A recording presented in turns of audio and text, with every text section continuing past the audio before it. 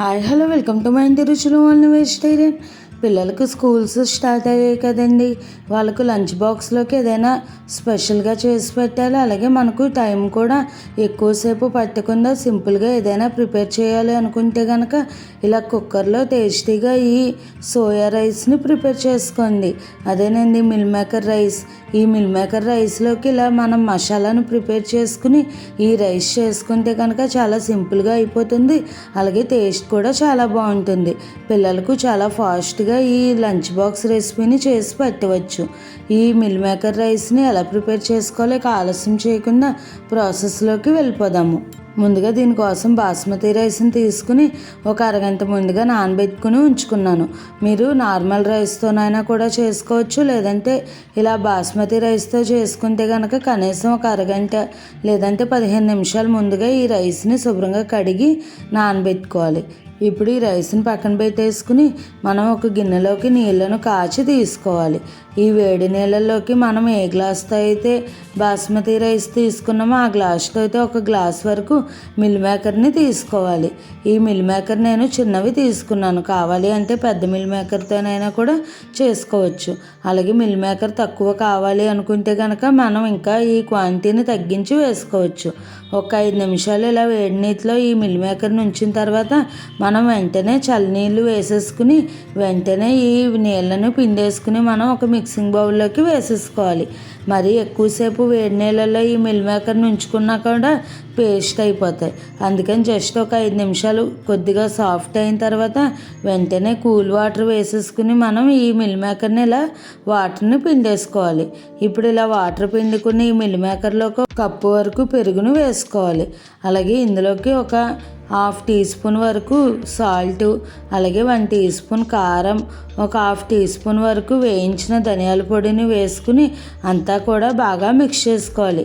పెరుగు, కారం, ఉప్పు అన్నీ కూడా ఈ మిల్ మేకర్కి బాగా కోట్ అయ్యేటట్టుగా ఇలా మనం అంతా కూడా మిక్స్ చేసుకుని దీనిని ఒక 15 నిమిషాల పాటు పక్కన పెట్టేసుకోవాలి. రైస్ నానేలోపు ఈ మిల్ మేకర్ కూడా మనకు చక్కగా మ్యాగ్నేట్ అయి ఉంటాయి. చూసారు కదండి, ఈ విధంగా రెడీ చేసేసుకుని మిల్ మేకర్ని కూడా పక్కన పెట్టేసుకుని తర్వాత ఒక మిక్సీ జార్ తీసుకుని అందులోకి ఒక 1 or 2 టీ స్పూన్స్ వరకు గసగసాలు వేసుకోవాలి.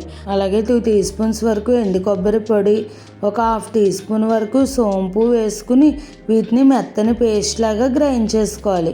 కొద్దిగా గ్రైండ్ చేసుకుంటూ తగినన్ని వాటర్ పోసుకుంటూ మనం మెత్తని పేస్ట్ లాగా రెడీ చేసుకుంటే ఈ మసాలా పేస్ట్ రెడీ అయిపోతుంది. అలాగే ఈ మిల్ మేకర్ రైస్లోకి ఇలా మసాలా పేస్ట్ వేసుకోవడం వల్ల ఎక్స్ట్రా ఫ్లేవర్ యాడ్ అయ్యి టేస్ట్ చాలా బాగుంటుంది. చూడండి, ఇలా ఫైన్ పేస్ట్ లాగా గ్రైండ్ చేసేసుకుని ఈ పేస్ట్ని కూడా మనం పక్కన పెట్టేసుకుందాం. ఇప్పుడు రైస్ ప్రాసెస్లోకి వెళ్దాము. కుక్కర్లో చేసుకుంటున్నాం కాబట్టి స్టవ్ పై కుక్కర్ పెట్టుకుని ఒక 3 టీ స్పూన్స్ వరకు ఆయిల్, 1 టీ స్పూన్ నెయ్యి వేసుకోవాలి. నెయ్యి ఫ్లేవర్ రైస్కి చాలా బాగుంటుంది. ఇప్పుడు ఇలా ఆయిల్ హీట్ అయిన తర్వాత 2 బిర్యానీ ఆకులు, తర్వాత ఒక 1/2 టీ స్పూన్ వరకు జీలకర్ర వేసుకుని ఇవి కొద్దిగా చిట్పట్లాడిన తర్వాత ఇందులోకి సన్నగా పొడుగ్గా చీల్చుకున్న ఒక 4 ఉల్లిపాయని ఇలా ముక్కలుగా కట్ చేసుకుని వేసుకోవాలి. తర్వాత మీరు తినే కారానికి బట్టి 3 లేదా 4 పచ్చిమిర్చిని కూడా వేసుకుని వీటిని దోరగా ఫ్రై చేసుకోవాలి. ఉల్లిపాయలు సాఫ్ట్గా మగ్గి దోరగా ఫ్రై అవుతే మనకు టేస్ట్ బాగుంటుంది. ఉల్లిపాయలు త్వరగా ఫ్రై అవ్వడానికి ఇందులోకి రుచికి తగినట్టుగా సాల్ట్ను వేసుకోవాలి. మనం ముందుగా మిల్ మేకర్లో కూడా వేసుకున్నాం కాబట్టి చూసుకుని వేసుకోండి. చూసారు కదండి, ఇలా ఉల్లిపాయలు అన్నీ కూడా కలర్ చేంజ్ అవుతున్నప్పుడు 2 రెమ్మల వరకు కరివేపాకును కూడా వేసుకుని మిక్స్ చేసుకుని ఉల్లిపాయలు చక్కగా ఫ్రై అయిన తర్వాత ఇందులోకి మనం ముందుగా గ్రైండ్ చేసుకుని మసాలా పేస్ట్ని వేసేసుకోవాలి. ఇప్పుడు ఈ మసాలా పేస్ట్ అంతటినీ కూడా వేసుకున్న తర్వాత పచ్చివాసన పోయి ఆయిల్ పైకి తేలేంత వరకు ఫ్రై చేసుకోవాలి. అప్పుడే మనకు రైస్ ఫ్లేవర్ చాలా బాగుంటుంది. చూసారు కదండి, ఈ విధంగా ఫ్రై అయిన తర్వాత ఇందులో కొద్దిగా కొత్తిమీర ఉంటే కనుక పుదీనా కూడా వేసుకుని మిక్స్ చేసుకోవాలి. చూడండి, ఈ మసాలా పేస్ట్ అన్నది చక్కగా ఫ్రై అయిపోయింది. ఆయిల్ కూడా మనకు సెపరేట్ అవుతుంది. ఇప్పుడు ఇందులోకి మనం ముందుగా కోట్ చేసి ఉంచుకున్న ఈ మిల్ మేకర్ని వేసేసుకోవాలి. ఇలా మిల్ మేకర్ ముందుగా ఇలా సిద్ధం చేసుకుని ఉంచుకోవడం వల్ల ఫ్లేవర్స్ అన్నీ కూడా బాగా సెట్ అవుతాయి. చూసారు కదా, ఇప్పుడు ఈ మసాలా పేస్ట్లోకి ఈ మిల్ మేకర్ని కూడా మిక్స్ చేసేసుకోవాలి. ఇలా అంతా కూడా మిక్స్ చేసుకుని ఒక 2 నిమిషాలు అలా ఆయిల్లో మగ్గించుకున్న తర్వాత ఇందులోకి మనం ముందుగా నానబెట్టుకున్న బాస్మతి రైస్ని వాటర్ని డ్రైన్ చేసేసుకుని వేసుకోవాలి.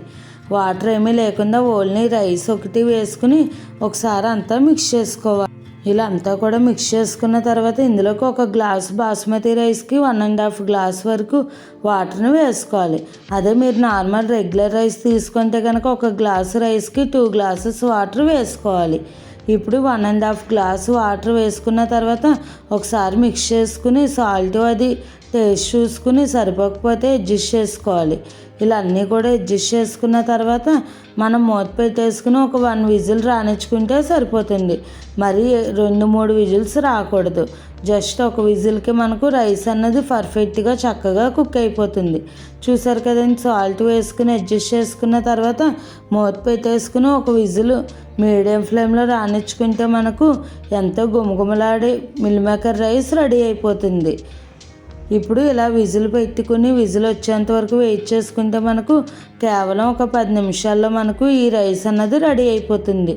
ముందుగా మనం రైస్ నానబెట్టుకుంటే సరిపోతుంది. విజిల్ వచ్చి ఆవిరంతా కూడా పూర్తిగా చల్లారిన తర్వాత మూత తీసి ఒకసారి అంతా మిక్స్ చేసుకుందాం. చూడండి ఎంత కలర్ఫుల్గా ఉందో, అలాగే టేస్ట్ కూడా చాలా కమ్మగా ఉంది. నేను ఏ మసాలాలు కూడా వేయలేదు. మీరు కావాలి అనుకుంటే కొద్దిగా గరం మసాలా కానీ లేదంటే బిర్యానీ మసాలా వేసుకుని అయినా కూడా ఈ రైస్ని చేసుకోవచ్చు. ఇలా ప్లెయిన్గా చేసుకుంటేనే మనకు టేస్ట్ అన్నది బాగుంటుంది.